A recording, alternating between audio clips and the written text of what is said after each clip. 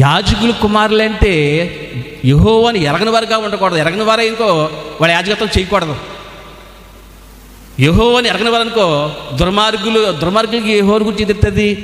వీళ్ళ తండ్రి బతికేలవాడే, అయితే ముసలివాడు అయిపోయాడు. ఇంతకీ ఏంటంటే ముసలివాడు అయిపోయాడు. చూపు అంతలా. వీళ్ళంట ఏలి కుమారులు దుర్మార్గులంట. ఈ వాక్యం మీద ఉన్న మాట చదివి జోలో పెట్టుకుని ఆశపట్లో నేను ఉండగా అతను వచ్చాడంట మన చర్చిలకి. ఏలియా కుమారులు ఇలాగా అలాగా, ఈ పాస్టర్ గారు నీ కొడుకు ఇలాగా అలాగా అని చెప్పేటప్పటికి అందరూ వంగలేదు. కానీ ఇద్దరు ముగ్గురు అవునంటే అవును, అవునంటే అవును,